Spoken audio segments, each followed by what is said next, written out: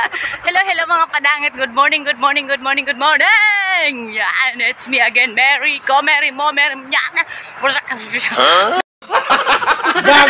It's me again, Mary Mary mo, Mary nyo, Mary nating lahat. And welcome back to my vlog. Sa mga padangit, for today's vlog is about the clams. Alam mo yung kabibi. So mga padangat, nanguha kami ng nung Sunday, nag-day off ako, nanguha kami ng mga clams, yung mga kabibi dun sa may pangpang ng dagat. So ang ganda ko dito. So yun mga padangat, nanguha kami. So yun na nga ang nangyari, ng itim ang aking mukha kasi inabot kami ng tanghali, mula tanghali na pala talaga kami nag-start kasi may nakita lang kaming mga nagkakalkal doon. Tapos na-curious ako. Yun, tiningnan ko din naman. Doon pala yun sa sa Maunsian, sa may beach doon sa Maunsian. Doon kami pumunta. Nakita ko, na-curious na ako nung kinakalkal nila doon. Nung nakita ko, kabibi. So, yun, gumaya din ang inyong padangat. Kaya yun, nagkalkal din ako. Marami-rami din akong nakuha. Yun, ang ginawa ko, nadubo ko mga padangat. Ginisa ko lang siya sa sibuyas, bawang sibuyas, luya, tsaka lagyan ko ng oyster sauce, soy sauce, and etc. Nalagyan ko din ng sili, yung mahabang sili.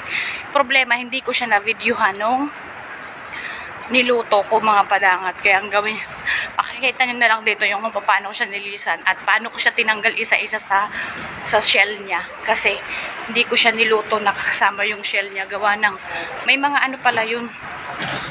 Curious ako kasi sabi ko parang mapait siya pag kinakain siya kahit pinaano mo na siya, yung binabad mo na siya sa tubig. Ang ginawa ko, tinanggal ko siya isa. So, watch it mga padangat.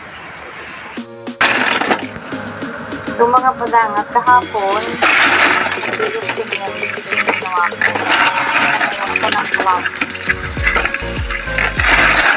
Ngayon na nagain natin mga padangat. Hindi siya magtuwa nga ako sa tambayan. Hindi ginawa ko ng clam. Ngayon, pakuluan na natin sa masinis na tubig. Diba? Ulang na po. Nagulito dito sa pinulasan dito. Hindi ka parang tambay ka. Ito na yun.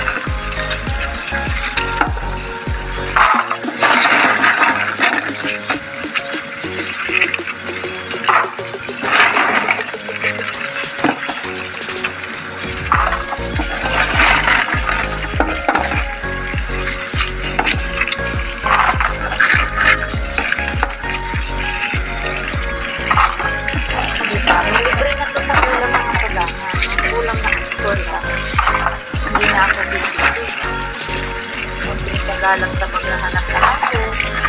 Sa nakikagalang ng mga kasamaan. Hanap nito, mga bungkol ng buhangin. Pero worth it naman mga padangat. Patulog na nito. Pag-ulang na.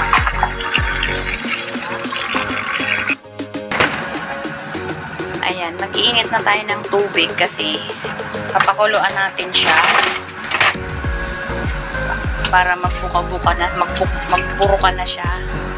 Kailangan natin pakuluan. And then, huhugasan ulit natin para malinis talaga siya.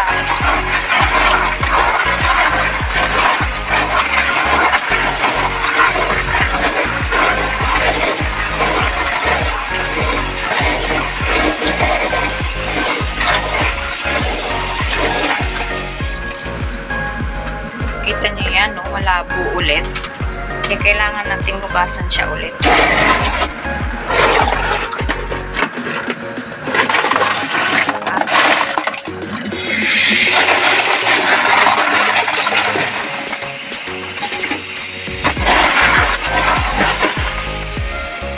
Bali, nakailang hugas na ako nito. Siguro mga 5 na. Hanggang hindi siya malinaw, hindi natin titignan. Tulad ng pagmamahal na hindi malinis. Kailangan laruin. Laruin lang.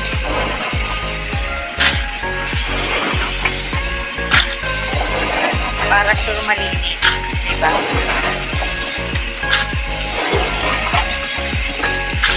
Hindi tulad ng pagmamahal mo hindi sure. Charot. Kasi may mga buha-buhangin yan mga padangat. Kasi galing nga naman sa buhangin. Pinuha sa buhangin. Kaya tinan nyo naman. Buhangin. Yes. One more time. Para talaga. Sure na malinis siya.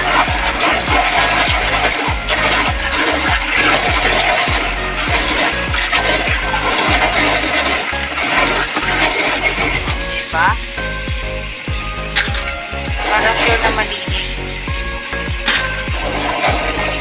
Para hindi tayo kumain ng madumi. Malinis tayo. Luto.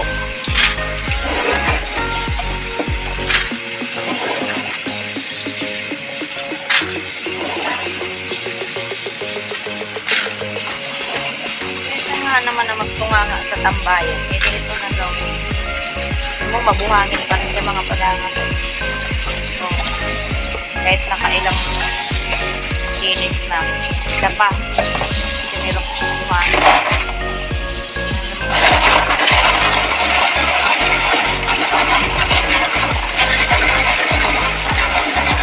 Wala na siyang buhangin yan, pwede na yun.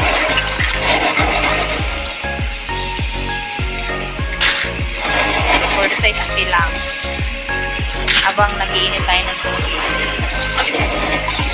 Habang hindi pa naman siya kulo, hindi ito na muna tirahin natin. Tirahin talaga.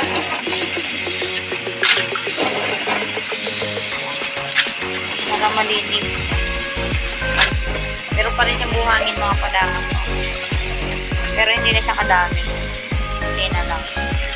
So, try natin ulit. Isa pa. For safety reason. Safety reason.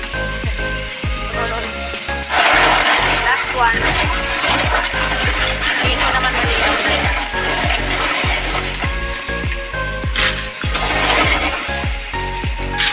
Yan, malinaw na mga padangan.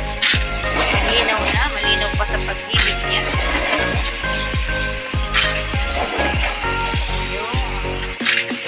Diba? Malinis. Para pag sinain, malinis.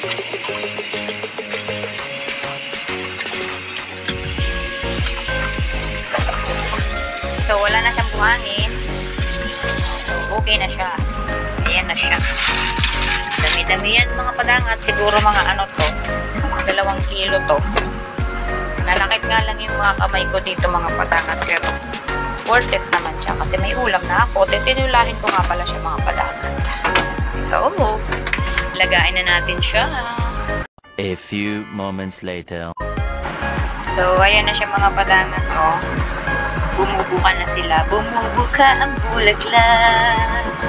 Ayan na. Nagbubukahan na siya. Kailangan natin siyang pakuluan. At pabukahin para maano yung mga dumi sa loob. Kasi galing siya sa buhangin. Hindi kailangan anuhin siya. Pakuluan siya. Para bumuka. Para malinis siya.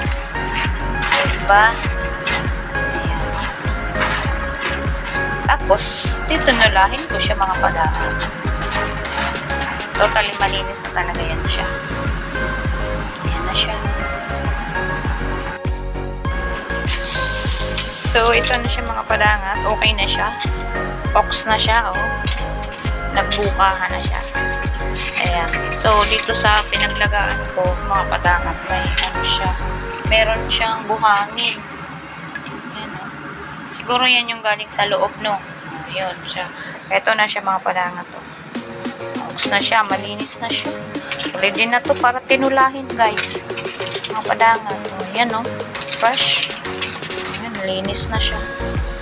Okay na siya. Tinula na to mamaya. Ayan na. Lahat naman siya nagsibuka. Ayan. Lahat naman siya nagsibuka. Kaya, good siya, goods. Okay na siya.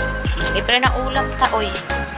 Meanwhile, So, yung mga padangat, medyo nagbago ang aking isip. Tinulahin ko sana itong nakuha kong clams. Ngayon, gagawin ko na lang, tatanggalin ko siya isa-isa sa sa shell niya. Tapos, aadubuhin ko na lang siya. Kasi, ayoko nang sabawan. Kasi, baka mamaya, diba? Kaya, gagawin ko, adubuhin ko na lang. Tagaan ko siyang tanggalin isa-isa. So, tanggal this lang pala.